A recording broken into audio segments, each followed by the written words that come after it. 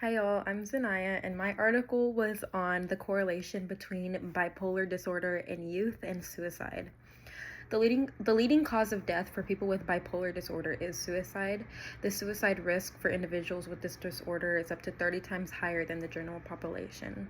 Up to 60% of people with bipolar disorder will attempt suicide in their lifetime, and about 15 to 20% die by suicide.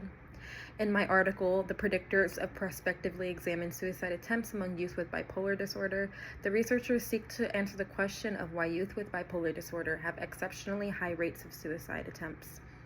The researchers followed a total of 413 youths with a mean age of 12.6 years old who were diagnosed with a disorder on the bipolar spectrum. They examined baseline predictors such as family history, the initial severity of the disorder, and time-varying predictors which changed over time, such as depressive symptoms, mixed mood states, and substance use. The researchers conducted a long-term study with 413 youths around 12 to 13 years old who were diagnosed with bipolar 1, 2, or not otherwise specified.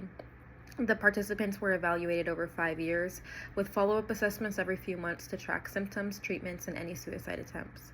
The researchers examined both baseline predictors such as family history and the initial severity of the disorder, and time-varying predictors that change over the time such as depressive symptoms, mixed mood states, and substance use. The study found that about 18% of the participants attempted suicide during the follow-up period, and 8% made more than one attempt. The strongest baseline predictors were severe depression at intake and a family history of depression.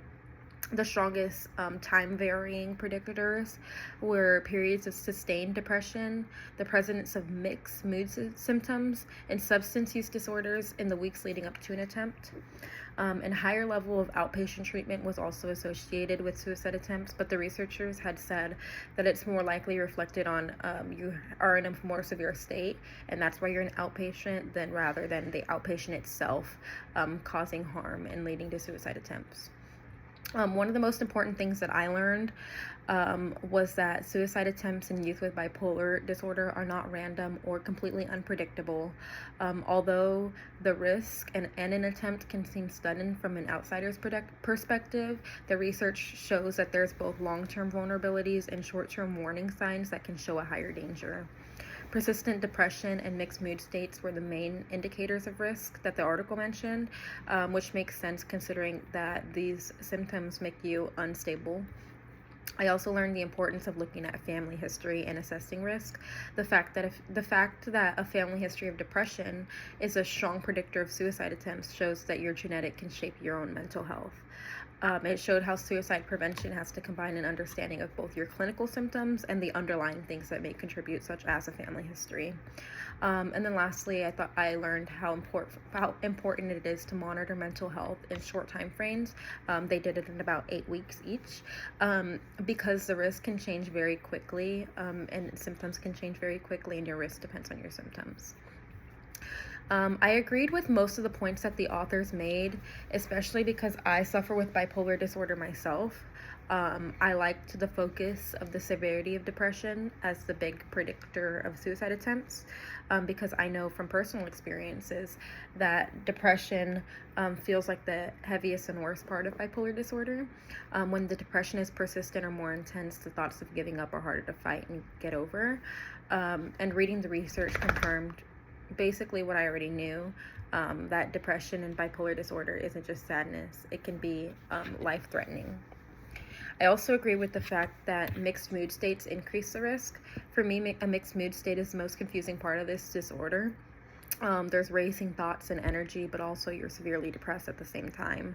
And this can become so overwhelming. And the recognition of this in the article just gave a validation, because it's hard for people to understand how difficult it is to live with. And then knowing that the research included mixed moods as a factor shows that this symptom is being taken seriously. And then for the application into my life and my career, because I live with bipolar disorder, this article doesn't just contribute to my future career, but it also shapes how I understand myself.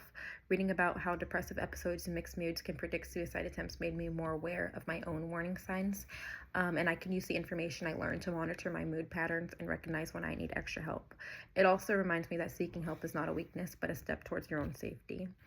And for my future career, I want to be a psychiatric nurse. And I think that this knowledge will make me a better caregiver. I'll be better able to understand patients who come in with bipolar disorder, who have attempted suicide or are considering attempting. Understanding this topic allows me to be more aware and also know when I need to step in or show a little more grace when someone is struggling.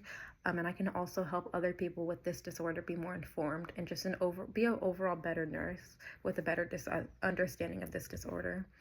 And then personally, I think this article is something I can relate to.